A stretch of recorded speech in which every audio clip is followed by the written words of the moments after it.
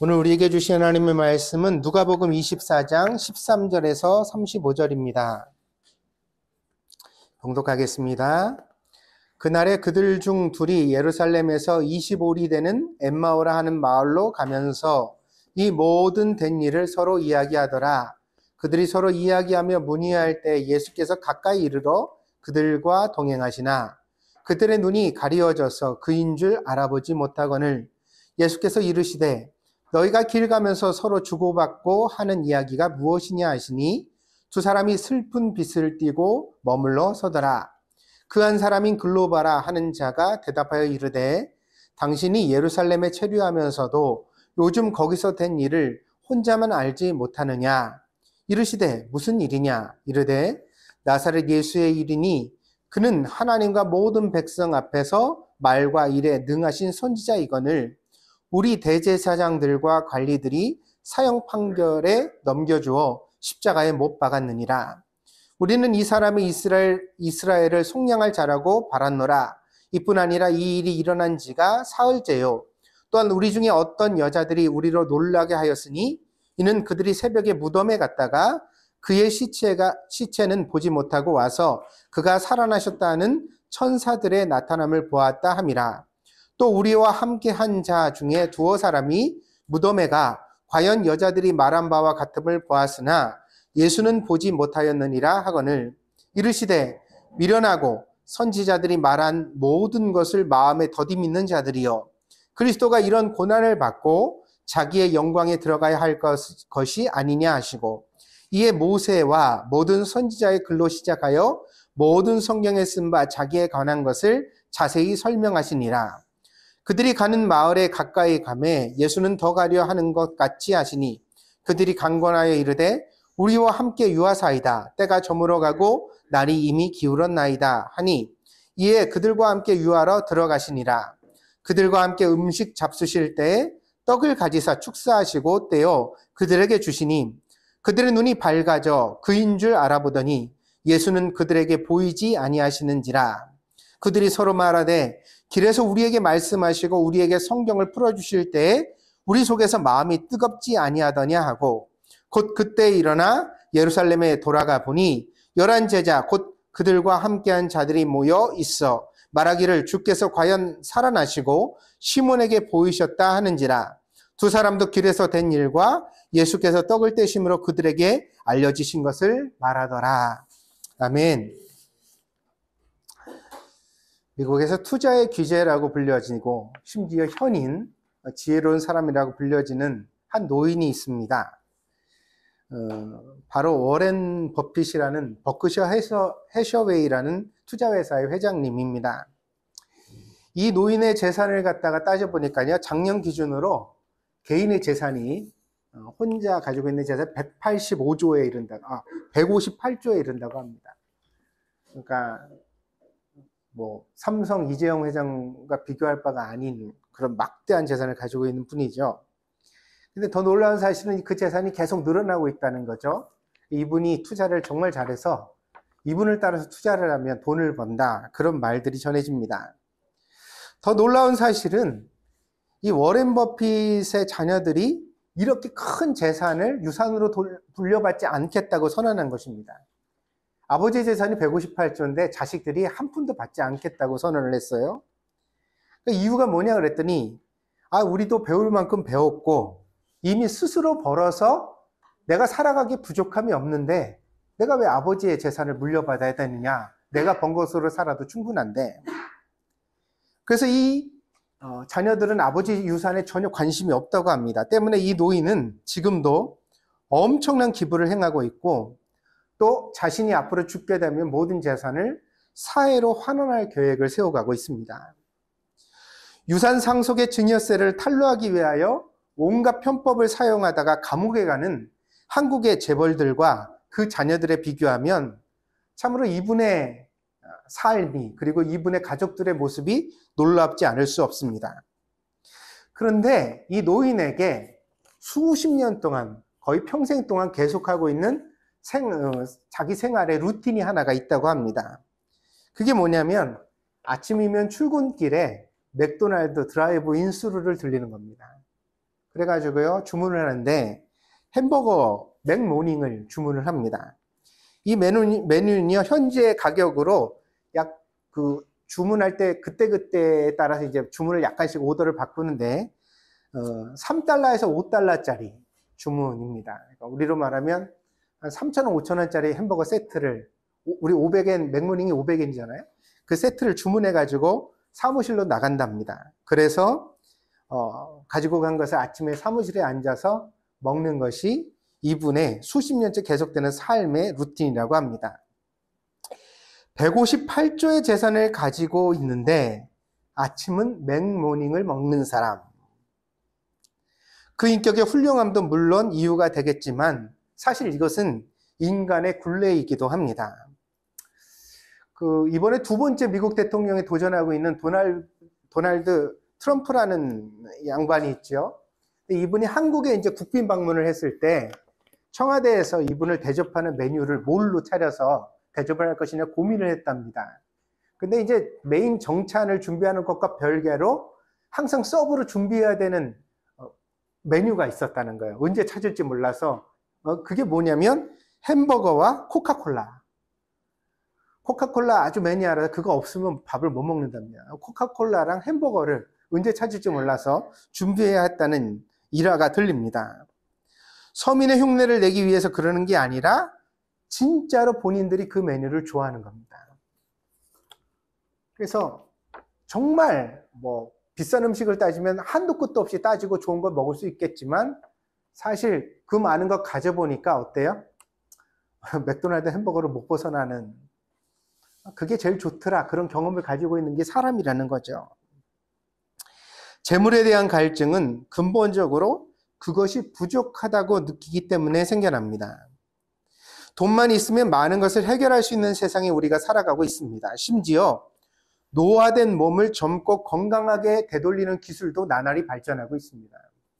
최근에 영국에서 이제 개발된 것들을 보니까요, 나온 사이언스 잡지를 보니까요, 어떤 약을 개발하다가 그러니까 잘못된 부작용이 아니라 서브 이펙트를 발견했다, 부작용을 발견했다는 거예요. 그 부작용이 뭐였냐면은 사람이 이빨이 늙어가지고 노화돼서 다 빠지는 이유는 뭐냐면 이빨의 씨앗이 이 몸속에 숨어 있답니다. 근데 그게 차례대로 발현되어져서 유치가 나고 그 다음에 영구치가 나고 그게 빠지면 이빨이 더 이상 없는 거예요, 씨앗이. 근데 이 약을 갖다가 복용하면 이빨 씨앗이 생겨난답니다. 그러니까 무슨 일이 있게 되냐면 앞으로는 임플란트가 아니라 임플란트가 필요 없는 세상이 올지도 모른다는 거예요. 왜냐하면 그 약을 먹으면 계속 이빨 씨앗이 생겨서 도로 새 이빨이 생겨나게 되어지니까요. 이뿐만 아니라 줄기세포 치료나 이런 것들을 통하여 인간이 굉장히 몰라보게 젊어질 수 있는 기술들이 계속 탄생해 가고 있습니다. 그래서요, 지금으로부터 한 20년, 30년 전에는 뭐라 그러냐면, 이제 100세 인생이 되겠느냐 이런 얘기가 나왔거든요. 그죠? 사람이 많이 살면 60살, 70살 사는데, 80살 살면 장수했다 이랬는데, 지금 이제 오늘날 우리든 평균 수명이 80세를 넘어서는 시대를 살게 됐거든요. 그러면 앞으로 20년, 30년은 의학이 더 발전을 할 테니까 여러분은 어떤 시대를 살게 될까요? 여러분이 100세쯤 되면 또 의학이 더 발전해서 빠진 이빨도 새로 나게 하고, 그죠? 여러분의 장기들도 막 다 고치고 치료하고 이래서 암도 정복하고 이래서 120살을 살게 만들어줄지도 모르는 세상을 우리가 살아가고 있다는 것입니다. 문제는 세상은 점점 이렇게 발전하고 있는데 이 모든 것의 혜택은 비싸다는 데 있습니다. 가난한 사람은 혜택 못 받아요. 그래서 오늘날도 평균 연령에 이르지 못하고 빨리 죽는 사람들의 대부분은 물론 여러 가지 병이나 사고도 있겠지만 그 사망률의 대부분을 차지하고 있는 것은 빈곤이라는 문제입니다. 가난하면 약을 못 쓰고 병원에 못 가고 치료를 못 받기 때문에 결국은 죽음에 이르게 된다는 끔찍한 사실을 우리가 알고 있는 것입니다. 그래서 어떻게 하면 더 돈을 벌까? 자녀들에게도 더 좋은 교육을 시키려는 것은 더 좋은 교육을 받아야 더 돈을 잘 벌 수 있기 때문이고, 그래야 나뿐 아니라 자녀들도 더 행복하게 살아갈 수 있다고 생각하기 때문입니다. 돈을 더 벌어야 교육을 잘 받고, 돈을 더 벌어야 젊고 건강하게 살고, 돈을 더 벌어야 맛있는 음식을 먹을 수 있고, 돈을 더 벌어야 좋은 데 여행을 갈 수 있습니다. 결론적으로 더 행복하기 위하여 우리가 돈을 필요로 하는 것입니다. 그래서 돈이 필요하기 때문에 돈을 버는 일에 수고와 고통을 감수합니다. 돈을 벌다가 모욕을 받아도 참으며, 돈을 벌다가 아파도 견디고, 돈을 벌다가 실패하고 비참해지지만 그래도 포기하지 않습니다. 현대인의 돈에 대한 애착을 생각하면 이미 돈이 많은 사람들에게 하나님을 대체하고 있다는 사실을 부정할 수 없습니다. 예전에는 행복을 어디서 찾았어요? 기도를 하면 하나님이 하늘에서 우리에게 행복을 주신다고 여겼어요. 그게 많은 자녀, 많은 곡식들, 하나님이 그걸 주신다고 믿었으니까 신을 그렇게 적극적으로 섬겼죠. 그런데 점점 이 하나님의 영역이 돈의 영역으로 넘어가게 됐어요. 이제는 어때요? 밭에서 많은 소출을 거두려면 기도를 할 게 아니라 어떻게 해야 돼요? 비료를 갖다 뿌리고 농약을 갖다 뿌리고 더 좋은 종자를 사와야 되는 거예요. 과학기술로 돈으로 해결되어지는 세상을 살게 됐어요. 그래서 자녀를 못 낳으면 기도를 하는 게 아니라 어떻게 해요? 산부인과 가서 의논을 하고, 몸이 아프면 기도를 하는 게 아니라 더 좋은 의사를 찾아가서 의논하는 게 정답이라고 믿는 세상에서 우리가 살게 됐다는 거죠. 그러니까 어때요? 점점 하나님의 자리가 돈으로 대치되어져 가는 것입니다. 그래서 예배를 드리는 태도보다 돈을 버는 태도가 더 진지하고 경건한 것이 사실입니다. 최근에 제가 아는 교회에서 조그만 개척교회인데 그 사경회를 했습니다. 강사로 오신 분이요, 개척교회임에도 불구하고 굉장히 열심히 최선을 다해 말씀을 전해주셨다고 합니다. 근데 이 교회도 조그만 교회다 보니까 이제 아이들과 함께 예배를 드렸어요. 그래서 중등부, 초등부 아이들이 예배당 한 켠에 이렇게 옹기종기 모여서 예배를 같이 드렸답니다. 근데 우리 교회 아이들은 참 설교 잘 듣잖아요. 주일학교랑 예배를 같이 드릴 때 한 달에 한 번씩 드리는데, 목사로서 아이들이 같이 예배를 드려서 방해를 받는다고 생각한 적이 한 번도 없어요. 그래서 우리는 정말 애들 앞에서 좀 부끄러운 마음을 가지고 더 우리가 예배 시간 최선을 다하는 모습을 노력할 필요가 있다고 생각을 합니다. 근데 이 교회는 아이들이 그렇게 예배를 드리는 것에 훈련이 되지 않았던 것 같습니다. 설교가 시작되고 얼마 지나지 않았는데 아이들이 막 엎드려서 자고 막 옆에랑 소곤거리기 시작하고 툭툭 치고 이게 이제 눈에 띄었어요. 근데 강사 목사님이요, 산만해진 아이들을 보더니 빙긋 웃으셨답니다. 그리고요, 아이들에게 이렇게 이야기를 하였어요. 파격적인 제안인데, 너희들 만약에 목사님 설교 마칠 때까지 잘 말씀 들으며 예배를 드리면 예배를 마치고 나서 목사님이 다 너희들에게 10,000원씩 줄게. 이게 좀 장난 같기도 하고 그렇잖아요. 근데 애들이 그 얘기를 듣는 순간 눈이 반짝반짝 빛나더래요. 그때부터 아이들이 돌변을 했습니다. 모두 자세를 단청히 하고 앉아서 정말 설교가 끝날 때까지 눈동자도 움직이지 않고 설교를 들었답니다. 목사님이 무사히 설교를 마친 이후에 아이들에게 이렇게 말했습니다. 너무너무 고맙다. 너희가 잘 들어줘서 목사님이 설교를 마칠 수가 있었다.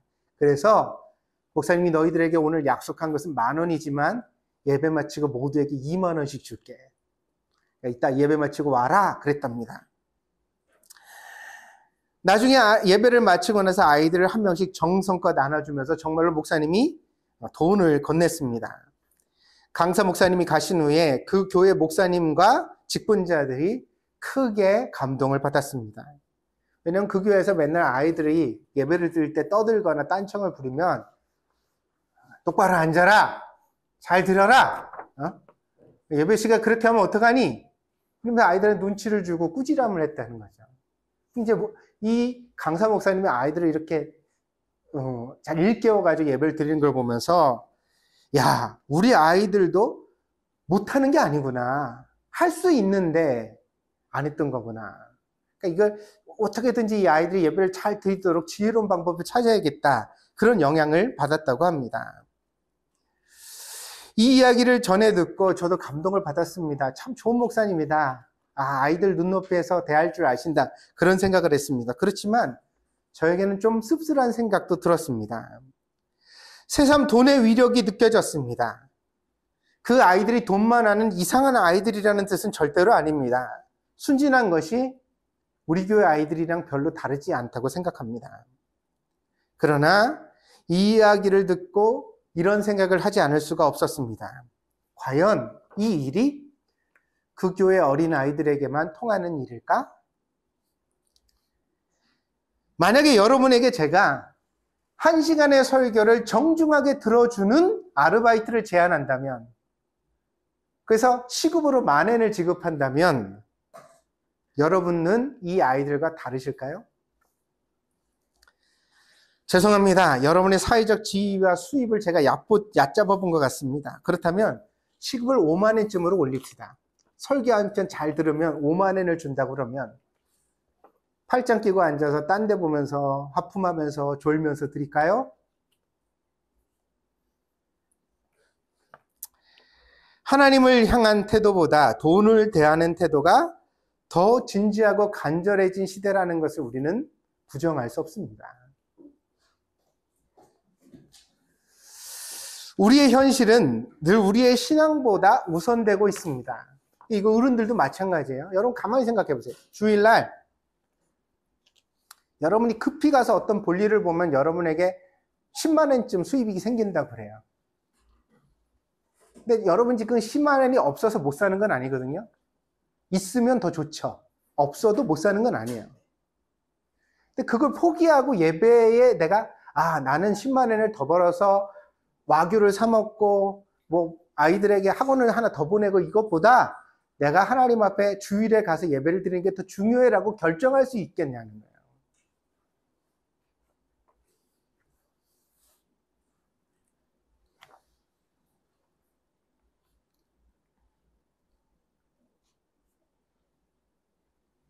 우리는 현실적으로 한 달에 한 번쯤 그럴 수도 있지. 그런 생각이 있거든요. 근본적으로. 그것을 방치하고 당연한 것으로 여기면 안 됩니다. 결국요, 이렇게 하나씩 타협하다 보면 신앙은 맨 처음에서 맨 나중의 것으로 밀려나고 말거든요. 그래서 이집트에서 전해 내려오는 속담이 하나가 있답니다. 그 속담이 무엇이냐면요, 낙타에게 양보해서는 안 된다. 뭐 그런 비슷한 속담인데, 이게 이제 일화가 있어요. 사막의 그 밤은 무척 춥거든요. 낮은 때학볕이 뜨겁지만 밤이 되면 무척 추워져요. 그래서 이제 사막에서 여행을 하다 보면 주인은 텐트에 들어가서 이제 잠을 자고 낙타는 반대서 밖에서 그 바람을 맞으면서 밤을 견디어내서 자야 되는 거거든요. 근데 이제 밤이 되면 낙타가 너무 추우니까 주인의 텐트에 이제 기웃거린다는 거예요. 그래서 처음에는 주인님 코만 좀 들여놓으면 안 되겠습니다. 코가 너무 시려요. 코를 그래? 좋아. 그러면 코를 들여놔라. 주인님 코는 따뜻한데 이제 목까지 너무 시려니까 목만 좀 들여놓으면 안 되겠습니까? 목 들여놔라 그러면. 주인님 나 너무 떨려서 그러니까 앞발만 들여놓으면 안 되겠습니까? 그래서 나중에는 낙타가 텐트 안으로 들어오게 된다는 거죠. 그리고 낙타가 텐트에 들어오면 텐트가 무너져서 아무도 텐트 안에서 따뜻하게 잘 수 없게 된다는 거예요. 그래서 양보한다는 것이, 타협한다는 것이 처음에는 쉬워 보이지만 그렇게 하다 보면 결국 밀려나게 되는데, 처음에는 100,000엔에 하나님이 밀려나죠. 그럴 수도 있다고 생각해요. 근데요, 100,000원에 밀려나고 나면 그 다음에 50,000엔에도 밀려나요. 그 다음에 10,000엔에도 밀려나요. 그 다음에 5,000엔에도 밀려나요. 그러다 보면 나중에는 정말 하나님은 헐값이 되어버려요. 아무것도 아닌 분이 되는 거예요. 신앙생활이란 게. 결국 믿음을 삶의 최우선 순위로 만드는 것은 여러분 자신입니다. 목사가 아닙니다. 감동적인 설교 한 편으로 신앙이 바뀌는 것이 아니라고 말씀을 드리는 까닭이 그것입니다. 내가 돈보다 믿음을 중시하는 사람이 되겠다는 마음가짐을 늘 새롭게 가져주시기를 부탁드립니다. 그런 마음이 있어야 설교가 들리고 그런 마음이 있어야 우리가 감동을 간직할 수 있는 사람이 되는 것입니다. 결과적으로 믿음은 여러분의 삶에 열매를 만들어 가야 되는데 우리가 왜 믿음을 가졌다고 하면서도 삶의 열매를 만들어내지 못하느냐? 간단합니다. 믿음에 진짜로 투자하지 않기 때문입니다. 응?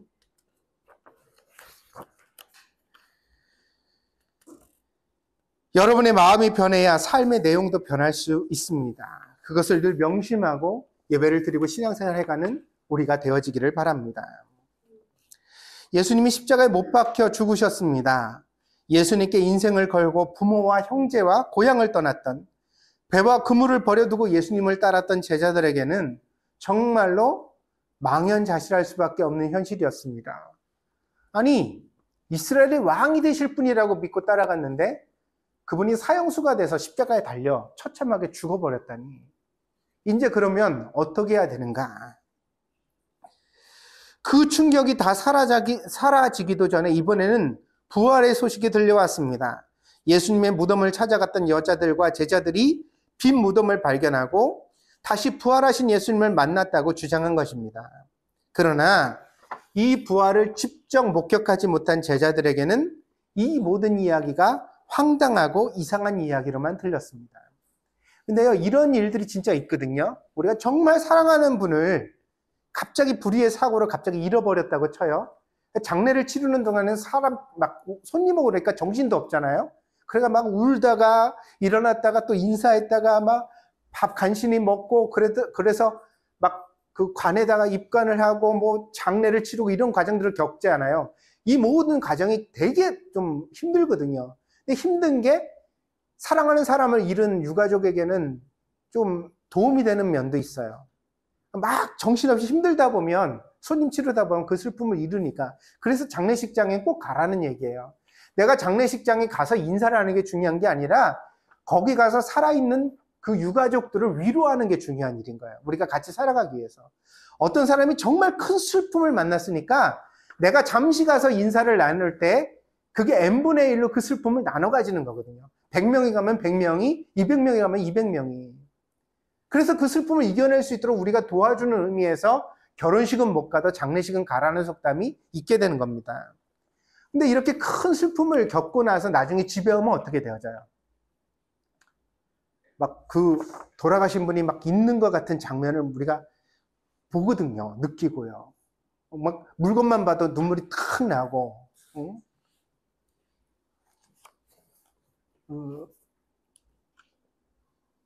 그러니까 예수님의 무덤에 가서 어떤 여인들이 그리고 또 제자들이 예수님 살아나셨다 부활했다는 소식을 들려줘도 이게 현실 같지 않았을 거라는 거예요. 그때 당시에는. 너무 슬프니까 저런 이야기를 지어내는구나, 헛것을 보았구나, 헛말을 들었구나 이런 생각을 충분히 할 수 있는 상황이었다는 거예요. 그래서 이 부활을 제자들이 쉽게 받아들이지 못하고 뿔뿔이 막 갈릴리 호수로 가고 엠마오로 가고 그런 일들이 생겨났던 겁니다. 오늘의 본문은 바로 그렇게 의심과 혼돈에 빠져 있었던 제자들에게 예수님이 찾아오신 이야기입니다. 오늘의 지명이 나오는데 엠마오가 나옵니다. 엠마오는요, 그 이름의 뜻을 살피면 대략 그 온천지였을 것으로 추정됩니다. 온천이 나오는 지역이에요. 그러니까 이 마을은 아마 휴양지였을 것 같습니다. 거리는요, 오늘 본문에 보니까 25리라고 되어져 있죠. 세번역 성경에는 또 30리라고 되어져 있어요. 근데 이 원어가 되어지는 것은 로마의 측량상 60스타디아라는 거리거든요. 이거는 1스타디아가 185m, 200m 좀 안 되는 거리예요. 그래서 이거를 합쳐보면 60스타디아가 얼마냐면 한 11km쯤 돼요. 11km면 멀어요, 가까워요? 여러분이 오늘 오늘 교회 장소에서 히카리 공원을 한 바퀴 돌고 여기까지 돌아오면 딱 5km예요. 그러면 그거 2바퀴 정도 거리가 되니까 많이 멀지는 않죠. 그 여기는 잠시 다니러 간 거예요. 왜 갔을까요? 아마 갈릴리로, 이게 예루살렘 북쪽에 있는 도시였기 때문에 아마 갈릴리로 가던 길에 들리려고 했던 것이거나 혹은 여기가 제가 온천지라고 그랬죠. 휴양지로 이름 난 곳이니까 너무 복잡하고 막 그러니까 잠깐 마음을 좀 쉬려고 목욕이나 하려고 가던 길이었을지도 모릅니다. 그런데요, 이 엠마오로 두 제자가 가고 있었는데, 그런데 여기에 부활하신 예수님이 나타나셨습니다. 놀라운 사실은, 오늘 본문에서 우리가 봐야 되는 사실은, 이 제자들이 적어도 3년 정도 되는 시간 동안 예수님과 동고동락하며 예수님 따라다니는데 설교를 다 들었던 제자들이에요. 그런데 이 제자가 부활하신 예수님이 나타났지만 알아보지 못하고 있다는 사실이에요. 무슨 이야기냐? 부활하신 예수님의 모습은 이전에 알았던 예수님의 모습과는 사뭇 달랐다는 겁니다. 그 느낌이나 외모가 달라서 마치 다른 사람처럼 느껴졌다는 것입니다. 예수님은 마치 모르는 사람처럼 제자들에게 물으십니다. 도대체 길에서 나눈 이야기가 그렇게 심각한 표정으로 슬퍼하면서 나눈 이야기가 뭐요? 그래서 제자들이 예루살렘에서 오는 길인 것 같은데 이 일을 알지 못합니까? 우리가 예수에 대해서 말합니다. 이 일은 최근 3일에 되어진 일인데 선지자인 줄 알았던 예수가 십자가에 못 박혀 죽으셨고, 그리고 심지어 어제 아침에는 제자 중에서 어떤 사람들이 무덤에 가서 예수님이 살아나셨다고 말하는 것을 우리가 듣고 오는 길입니다. 도대체 이런 일을 어떻게 이해해야 될지 모르겠습니다. 그러면서 고민에 쌓여 있었습니다. 그러자 예수님께서 대답을 하십니다. 이번에도 그냥 대답하신 것이 아니라 구약 성경을 풀어서 가르치셨습니다. 그래서 25절, 27절입니다.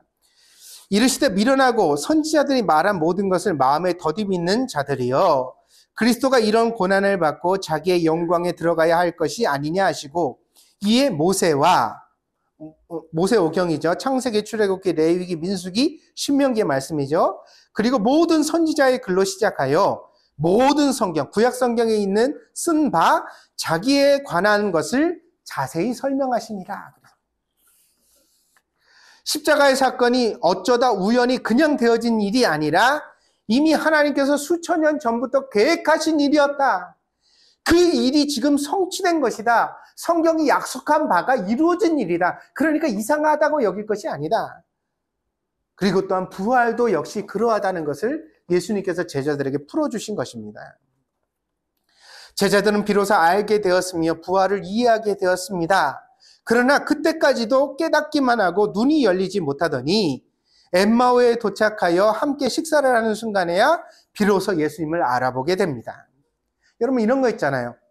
우리가 이제 몰래카메라 같은 걸 할 때 어떤 유명인이 사람들한테 알려지지 않게 해서 다소 변장을 하고, 그죠? 머리 색깔을 바꾸고 수염을 달고 막 이렇게 해서 나타나가지고 막 어울리잖아요. 그러면 우리가 그 사람이 늘 알던 사람인데도 알아보지 못하죠. 외모가 다소 바뀌었기 때문에. 그런데 30분, 1시간 막 어울리다 보니까 어때요? 알게 되죠. 왜냐하면 어떤 사람이 고유하게 지닌 특징들이 있잖아요. 외모만이 아니라 그게 목소리 톤이기도 하고 자주 쓰는 단어이기도 하고 그 사람의 생활의 습관이기도 하고 그런 거죠. 그래서 오늘 보면 30절을 보면 그렇습니다. 그들과 함께 음식 잡수실 때 떡을 가지사 축사하시고, 이 떡을 가지사 축사하시는 게 신약성경에 굉장히 많이 나오거든요. 예수님이 제자들에게 늘 이렇게 음식을 나눠주셨거든요. 그러니까 그 장면 속에서 이 제자들이 갑자기 예수님을 발견하게 되는 거예요. 알아보게 되는 거예요. 그러자 그들의 눈이 밝아져서 예수님인 줄 알아보더니 예수는 그들에게 보이지 아니하십니다. 부활하신 주님이니까 갑자기 예수님을 발견하는 순간 거기서 사라져 버리셨어요. 없게 되었다는 거죠. 누가복음의 이 본문은 교회 신자들에게 신앙적 기대감을 가지도록 만듭니다. 내가 알고 있는 바로 그 모습이 아니라도 얼마든지 부활의 예수님이 오늘의 내 현실에 찾아오실 수 있고 우리와 소통하실 수 있다는 사실을 깨닫게 하기 때문입니다. 그러니까 우리가 예수님을 기대한다면 어떤 모습이죠? 성화 속에 나타나는 수염을 덥수룩하게 키우고 온화한 표정을 하신 그 모습으로 나타날 거라고 늘 기대한다는 거죠. 근데 누가복음의 엠마오 마을에서 제자들이 만났던 예수님을 만났던 이야기는 우리에게 뭐라고 말하냐면 아니야 그 모습. 예수님은 전혀 다른 모습으로도 우리에게 오실 수 있어. 당신이 기대하지 못하는 모습으로도 얼마든지 나타나실 수 있어. 그 가능성을 우리에게 말하고 있다는 것입니다. 또한 비록 우리가 그분의 목소리를 직접 듣지 못한다 하더라도 우리가 알아야 할 진리와 지혜가 이미 성경에 다 담겨져 있음을 우리에게 가르쳐주고 있습니다. 예수님이 뭐라 그러세요? 미련한 자들아 그러시잖아요. 왜 이걸 알지 못하냐? 성경에 이미 다 가르쳐줬던 건데 왜 뭐 알지 못하냐? 엠마오로 가던 두 제자들이 마음에 품었던 의심과 혼란은 이미 선지자들을 통해 알려주신 성경으로 얼마든지 해소될 수 있었던 질문들이었습니다. 마찬가지로 오늘 우리의 고뇌와 질문들에 대한 대답도 역시 다른 곳에 있는 것이 아니라 성경 속에 있다. 제가 늘 드리는 말씀이에요.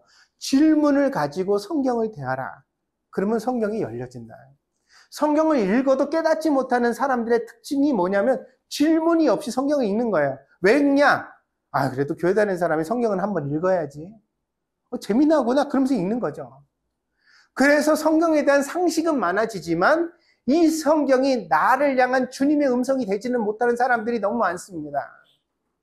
그럼 어떻게 읽을 때 우리가 예수님을 성경을 통해 만날 수 있느냐? 질문을 가지고 성경을 열어야 합니다. 도대체 이게 어떻게 된 일이냐? 내 인생의 목적이 뭐냐? 내가 어느 길로 가야 되느냐? 나는 누구이냐? 어떤 것이 행복이냐? 믿음이란 무엇이냐? 그런 것들에 대한 구체적인 질문을 가지고서 성경을 열어갈 때 그래서 이 성경 말씀은 예수님의 음성이 되어 우리를 일깨워 주실 수 있게 된다는 것입니다. 부활하신 예수님은 죽은 자가 아니라 살아계신 분입니다. 죽음의 성경적 의미는 단절입니다. 죽은 자는 이제 다시 볼 수 없고 만날 수 없고 대화할 수 없는 대상입니다. 그렇다면 산다는 것은 무엇입니까? 비록 지금 내 앞에 있다 하지 않더라도 살아있는 대상은 언젠가는 만날 수 있습니다. 언젠가는 대화해 볼 수 있습니다. 언젠가는 우리가 접촉할 수 있는 교제의 가능성이 열려져 있는 것입니다.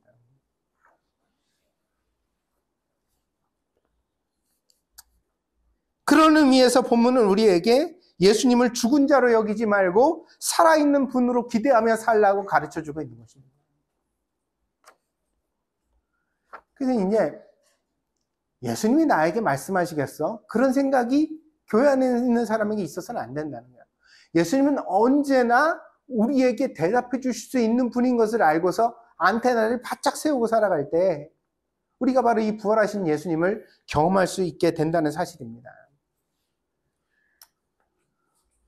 어떤 분이 인스타그램에다가 굉장히 깜짝 영상을 올렸어요. 그게 뭐냐면 이제 어느 이제 음식점에 자기가 갔는데 저기서 어떤 청년이 이렇게 사람들이랑 같이 올라오더라는 거예요. 근데 봤는데 손흥민처럼 생겼대요. 그래서 설마 손흥민이겠어? 그러면서 자기가 영상에다가 친구랑 이렇게 촬영하고 있었던 것 같아요. 친구랑 이렇게 얘기를 하는 거 촬영하고 인스타에 그런 거 많이 올리니까 이렇게 누가 저 손흥민 아니야? 그러니까 설마 손흥민이겠어? 이렇게 얘기를 하면서 봤는데 그게 진짜 손흥민이었어요. 되게 막 너무 기뻐하면서 가가지고 좋아한다고 얘기하고 인사 나누고 뭐 사인 받고 이런 것들을 해가지고 자기 인스타에다 올렸더라고요. 살아있는 대상은 만날 수 있어요. 공항에서 우연히 부딪힐 수도 있죠. 우리 뭐 자주 한국 갔다 오고 막 이러니까 어느 날 인천공항 들어서는데 막 사람들이 많아. 우연히 봤는데 거기 그 사람이 서 있을 수도 있죠.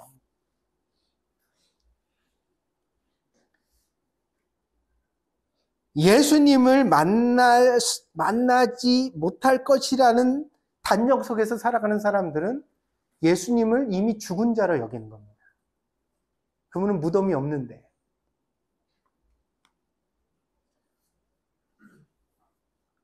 여러분, 내가 오늘이라도 오늘 누가복음 24장의 엠마오의 이야기는 우리에게 그렇게 얘기하고 있는 건 뭐야?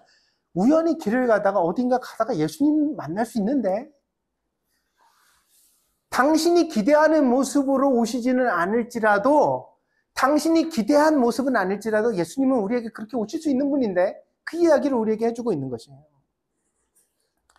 여러분이 예수님을 만나는 장면을 상상해 보십시오. 그러나 2000년 전에도 그랬던 것처럼 그분은 요란하고 눈에 확 띄는 모습으로 오시지는 않을 겁니다. 태어나실 때도 말구유에 태어나셨던 분인데 아무도 주목하지 않았잖아요. 근데 오늘 예수님이, 살아계신 예수님이, 우리에게 부활하신 예수님이 오신다고 해서 그분이 막 연예인처럼 막 하얀 양복을 차려입고 리무진을 타고 나타날 거라고 생각해서는 안 된다는 거죠. 그분은 지나가는 행인처럼, 이웃집 아저씨처럼, 우리 학교 선배처럼 나에게 오실 수 있다는 거예요. 그러면서 그분이 우리에게 궁금해하는 건, 내가 마음속에 고민하는 것들에 대해 대답해 줄 수도 있다는 것입니다. 그래서 우리는 처음에 그분의 이야기를 무시할지도 모릅니다. 그럴 가능성이 많습니다. 예수님이 나타나 말씀하시는데 오늘 본문의 제자들도 깨닫지 못하죠. 심지어 예수님이 성경을 잘 풀어주시는 애도 성경의 이야기는 알아먹었지만 예수님이신 줄을 발견하지 못하고 있는 모습이에요. 이게 우리들의 모습이라는 겁니다. 예수님이 말씀하시는데 세상 물정 모르는 말이라고 타박하게 될지도 모릅니다. 저기요, 그건 아닌 것 같은데요. 누구한테 내가 그러는 거예요? 예수님한테. 그럴 수 있다는 거예요. 그럴 리가 없어요. 저도요, 인생 적지 않게 한 30년, 40년 살아봤는데요. 제가 경험한 바로는 이러이러해야 되는 겁니다. 죽은 자가 어떻게 살아납니까? 말이 됩니까, 그게? 저기요, 십자가에 달린 게 뭐 하나님의 영광이라고요? 아니요, 그런 거 말고요. 과거에 급제하고 시험에 합격하고 돈 많이 벌고 사람들이 주목하는 높은 자리 차지하는, 그게 성공이지요. 그게 영광이죠. 뭐 하나님의 영광이 십자가에 달리는 게 어떻게 영광입니까? 그 말을 누가 한다고요? 내가 할 수 있다는 거야, 내가. 예수님이 오셔서 나에게 성경을 가르쳐 주시는데도 그분의 이야기는 너무 뻔한 이야기처럼 들릴지도 모릅니다. 그런데 말입니다. 오늘 본문이 말하고 있는 핵심이 있어요.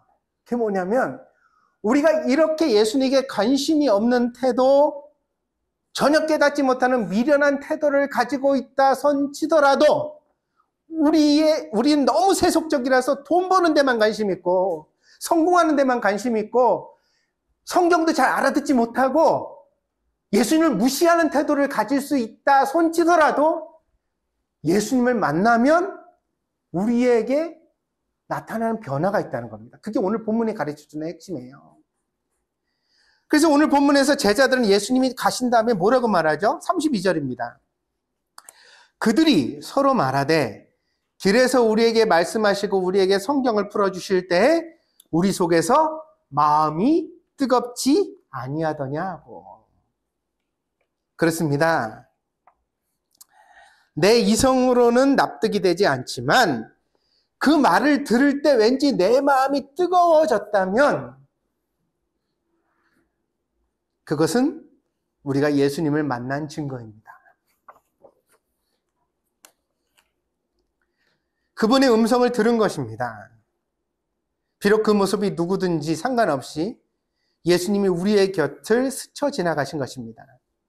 죽은 예수님이 아니라 살아계신 예수님을 만난 것입니다. 제가 설교를 막 이렇게 하잖아요. 근데 목사로서 설교를 짤 때는 설교 안에 내가 강조하고 싶은 메시지가 있거든요. 그 말을 더 힘줘 목소리를 높이기도 하고 여러 번 말하기도 해요. 근데 놀라운 게 뭔지 아세요? 설교를 마치고 내려가면 내가 강조한 얘기를 여러분이 전혀 기억하지 않는다는 거예요. 그리고 나는 그냥 스쳐가듯이 말한 건데 여러분이 들고 와서 목사님 은혜 받았어요. 저한테 하신 말씀 같았어요. 그거 막 그러고 얘기를 해요. 그래서 이 설교가 재밌습니다. 할 때마다 뭐냐면, 야, 나는 이렇게 전하지만 받는 사람은 또 어떻게 받을까?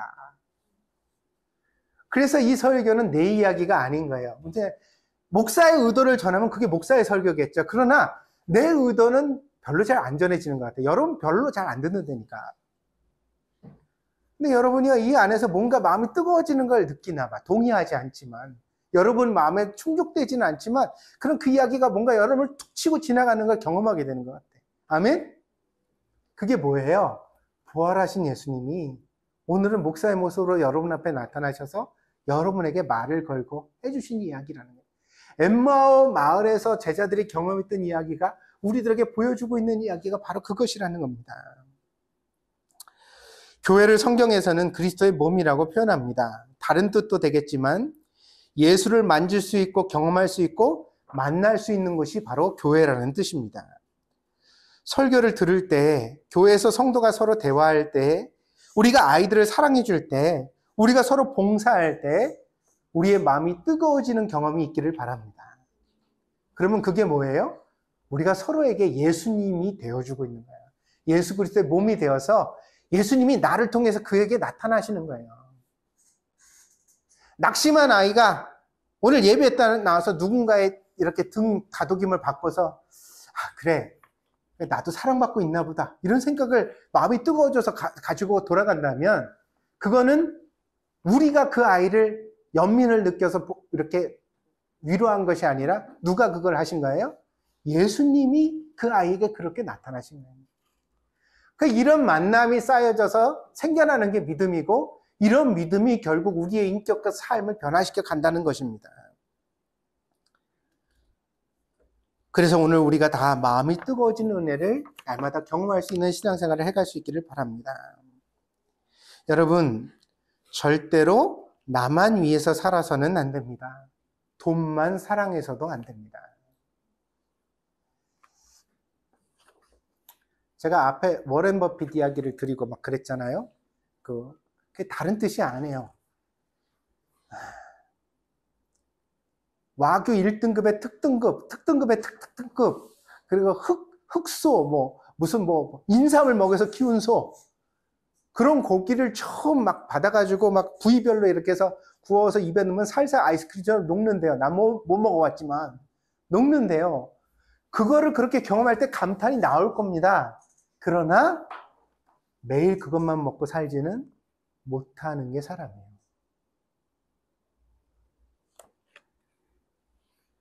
그럼 결국 어떻게 되느냐? 내가 그렇게 마음껏 모든 걸 먹을 수 있는 그런 환경과 형편이 되어지고 나면 그 다음에 어떻게 돼? 늙어요, 몸이. 요즘 제가 걱정이 하나 있는데 뭔지 아세요?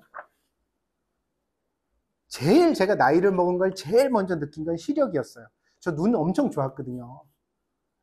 양쪽 눈 시력이 1.5에 30살이 넘어서까지 맨날 모니터 보고 날을 세워도 책을 그렇게 읽어도 눈이 나빠지는 걸 몰랐어요. 그래서 꼼꼼한 데 앉아서 그 스탠드 켜놓고 책 보는 걸 그렇게 좋아했거든요. 가끔은 촛불 켜놓고도 보고. 그랬던 제가 한 30살 넘어가면서부터 이제 시력이 떨어지면 안 보이기 시작해서 이게 나이를 먹구나. 안과를 갔더니 노안이래요, 노안. 먼시도 아니고 근시도 아니고 노안이라니까 충격을 먹어서 안경을 갖다가 해왔는데 요즘은요, 제가 나이를 먹었다는 걸 느끼는 것 중에 하나가 소화력이에요, 소화. 먹고 소화를 못 시켜요. 한국에 가면 우리 어머니랑 제가 맨날 다투는 얘기가 있습니다. 어머니는요, 20살의 저를 기억하기 때문에 맨날 음식을 엄청 많이 주시거든요. 그리고 엄마 나 이거 더 이상 못 먹겠어요 이러면은 왜 이것도 못 먹어? 맛이 없어? 이래요. 효도하는 심정으로 그걸 다 먹고 나면 탈이 나는 거예요. 그래서 죄송한 이야기지만 어머니가 음식을 해주셔도 화를 냈던 적이 몇 번 있어요. 한번 생각해 보니까 이제는요, 나한테 시간이 얼마 없다는 것을 몸이 가르쳐 주고 있는 것 같아요. 그냥 돈이 아무리 많아도 마음껏 먹을 수가 없어요.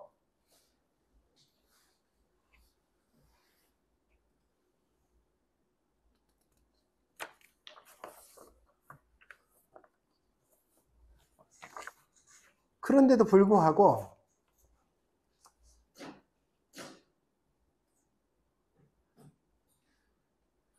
쓸 날이 얼마 남지 않았고 쓸 수 있는 건강과 체력도 얼마 없는 우리들이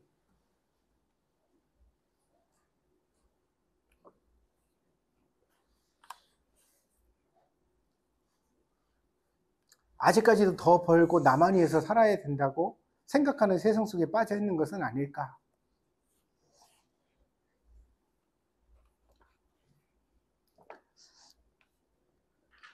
목사 말을 안 들으시는 것은 그럴 수 있습니다. 괜찮습니다. 목사가 특별한 사람도 아니고 목사 말 안 듣는다고 여러분 인생이 크게 해가 되는 것도 아닙니다. 그런데요, 목사가 예수님 말씀을 전할 때는 들으셔야 돼요. 믿습니까? 제가 여러분들한테 그러잖아요. 자기를 돌아봐라. 시간 얼마 없다. 응? 너무 욕심 부리지 마라. 높이 올라가려고 젊은 시절에 노력하는 거 괜찮지만 가다가 보니까 중턱밖에 못 갔어. 그래도 이제 내 나이가 중년을 넘어섰으면 더 올라갈 생각 욕심 부리지 말고 내려갈 준비를 시작해야 된다. 어느 시절까지 맨날 올라갈 거는 것만 생각할 거냐. 아우, 나도 떵떵거리면서 잘 살게 되면 이웃도 돌아보고 볼런티어도 하고 뭔가 의미 있는 것을 찾아서 살아보겠다. 그런 날 없다니까요. 없어요. 지금 안 하면 없어요. 지금 의미 있는 삶을 사세요. 아멘? 30살 이후로. 30살 미만은 아직 기회 있어. 더 올라가 봐. 열심히 해봐. 도전해봐. 그렇게 살아가면 우리가 하나님 안에서 참으로 복된 인생을 살아가게 되어줄 줄 믿습니다. 기도하겠습니다.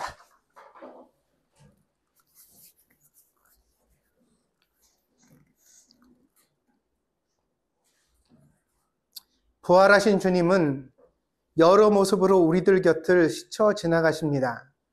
갑자기 보이다가 갑자기 보이지 않는 예수님의 이야기를 오늘 본문에서 읽었습니다. 그러나 예수님이 우리 곁에 다녀가셨다는 사실을 우리는 우리 마음의 뜨거움을 통하여 확인할 수 있습니다. 이전에 알던 이야기지만, 이미 들었던 이야기지만, 이미 생각했던 이야기지만, 그러나 그 이야기를 들을 때 내 마음에 뜨거움이 찾아왔다면 예수님께서 나를 스쳐가신 증거인 줄 믿습니다. 그러므로 그 말씀을 마음에 새기게 하여 주옵소서. 두고두고 기억하게 하시옵소서. 그 말씀을 붙들고 살아가게 하시옵소서. 그리하여 우리의 삶을 헛되이 낭비하지 말고 하나님의 뜻 가운데 더 건강하고 더 보람 있는 삶을 살 수 있는 복된 사람들이 되게 하여 주시옵소서. 무언가가 돼야만 우리가 가치 있는 것이 아닌 줄 압니다. 우리는 이미 하나님 안에서 존귀한 자들이고 하나님은 우리를 복되게 하신 줄 믿습니다. 그러므로 오늘 우리가 살아가는 모든 삶의 현실에서 누군가를 돕게 하시고 의미가 되게 하시고 격려가 되게 하시고 도움이 되게 하시고 사랑을 행하는 자들이 될 수 있도록 인도하여 주시옵소서. 더 부유해져야만 나눠줄 수 있다는 생각에서 이미 내가 누군가를 도울 수 있다는 마음으로 변화되는 저희들이 되게 하여 주시옵소서. 그리하여 우리 동경드림교회가 진정 그리스도의 몸이 되게 하시고 참된 교회가 될 수 있도록 축복하여 주시옵소서. 감사를 드리며 예수님의 이름으로 기도하였습니다. 아멘.